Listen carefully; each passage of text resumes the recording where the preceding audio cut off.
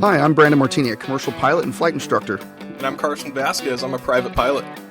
And you're listening to the Pilot Mentor podcast, sponsored by Stratus Financial.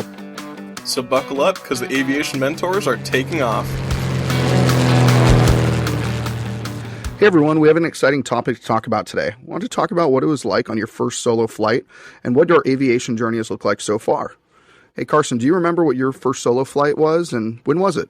Yeah, I took my first solo flight almost 3 years ago now, and it was probably one of the craziest experiences of my life. I remember when my instructor got out of the plane, he told me, today's the day. I'm going to hop out right here, sign some endorsements, and you're on your way taking back off. And I remember awesome. that.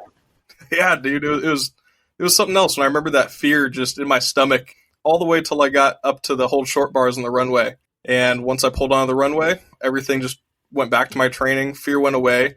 And I was probably the calmest I've ever been in an airplane. I was just so focused on what I had to do. And I remember that feeling. As soon as I took off, the airplane felt a million times lighter than it had with an instructor the whole time I was doing my training. And when I kept going, I just, I did my first landing. And I'd like to say it was butter. It wasn't, but the next two were, after I got that feel for what the airplane felt like. That's way cool. Mine was very similar, actually.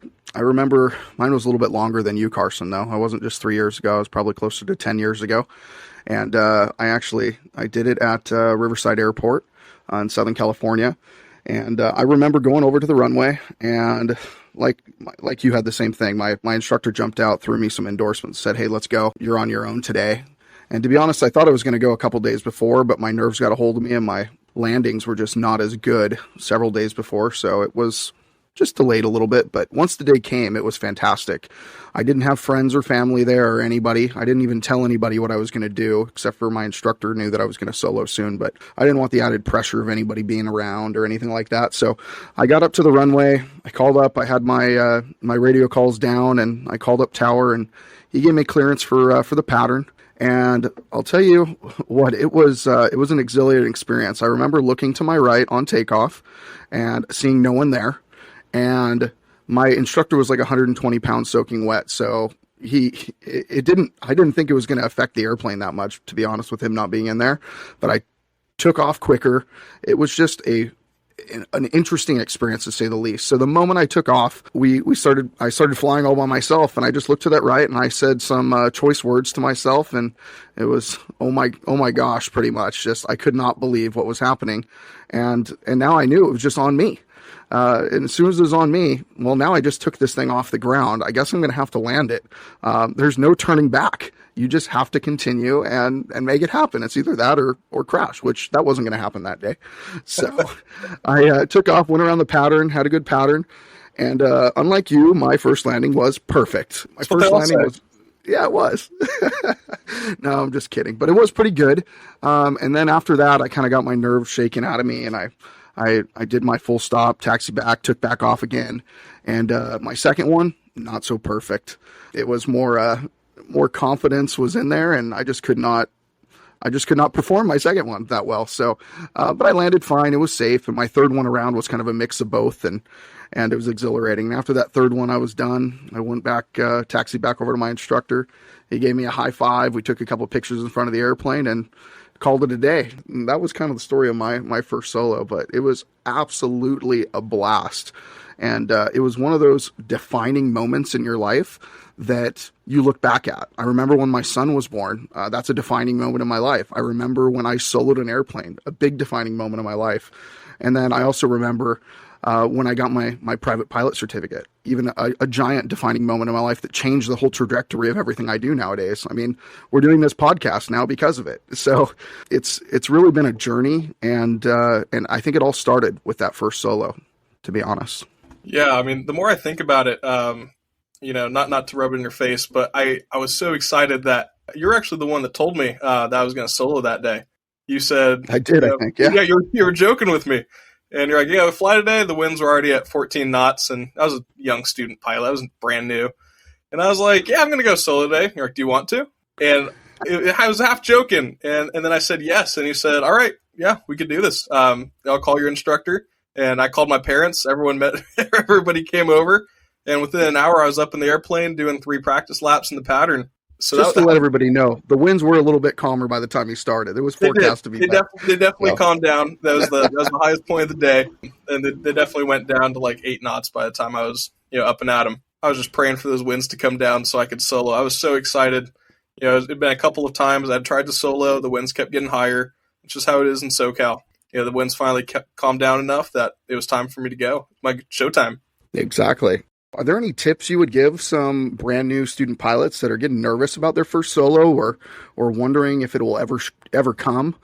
Because I notice a lot of students, especially around the schools that we're around, that students get really scared, really nervous. They almost talk themselves out of soloing, even though their instructors may think they're ready or know they're ready. Do you have any tips for them on when they're going through those things?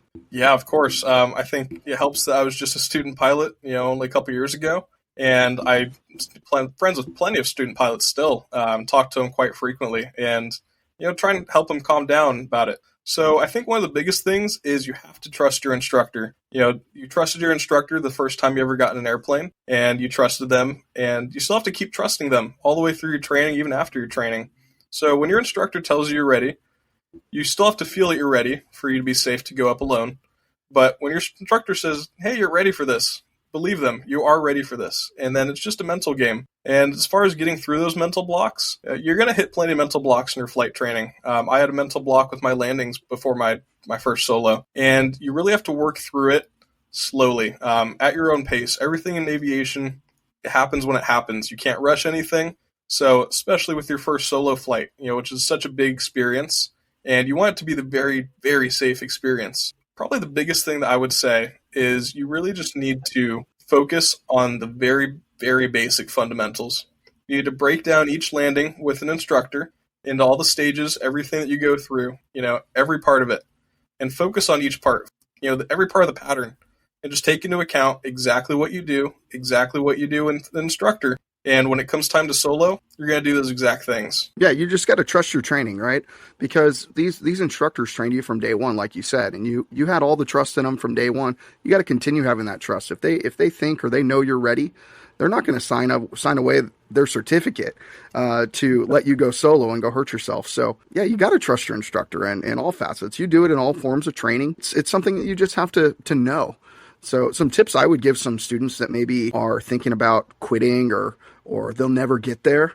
I tell them you're going to get there no matter what. Some people get there in 10 steps or 20 steps or 50 steps. And those steps can mean hours or they could mean days or they can mean all sorts of things. But you're going to get there when you get there. Don't rush it. Just be present, be willing, be learning. Just know that you're probably about 3 lessons away from total breakthrough. On that day that you feel like giving up, you're likely only 3 lessons away from a total breakthrough in your landings or total breakthrough in your pattern or total breakthrough on your approach. Like something's going to click. It could be anything. It just could be that point where you look down at the end of the runway right before you land. It could be how to maintain that airspeed and not be yanking the controls back and forth and left and right the entire time on your approach. It could mean your pattern just got that much better.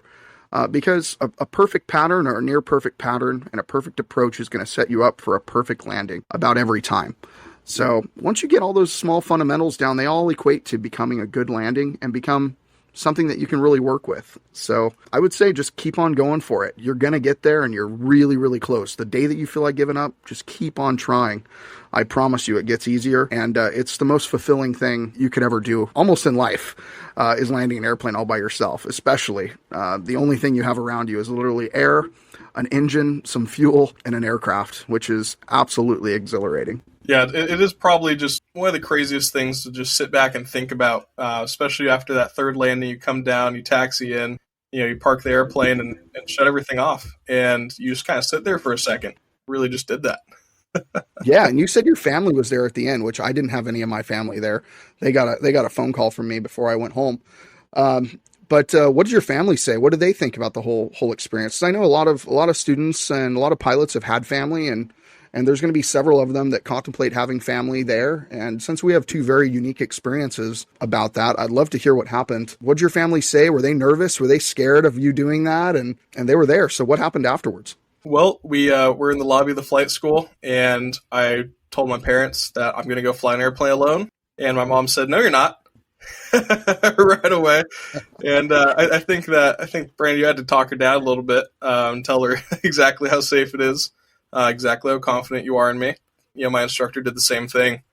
And once I came down, my mom was just absolutely jumping for joy. She was ecstatic, over the moon that I had just done that. And especially someone that didn't have the experience I had already with, my training, it was even more incredible for her to see, her son going up and flying and landing an airplane alone 3 times in a row, much less than just one. So it was pretty crazy. Just, she was so excited, gave me a hug.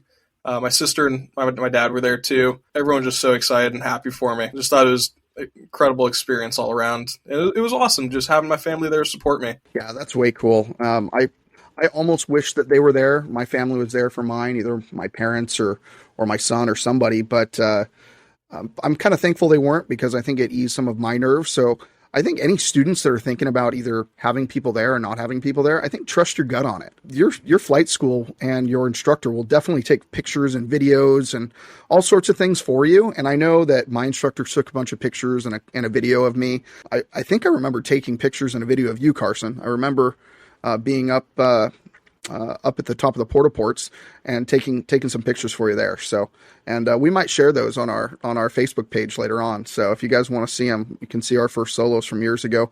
Mine was probably done with like an original iPhone or something. So I don't know how good the quality will be. But Carson's was definitely done with a decent camera. So we'll get some and a decent phone camera at least. Yeah.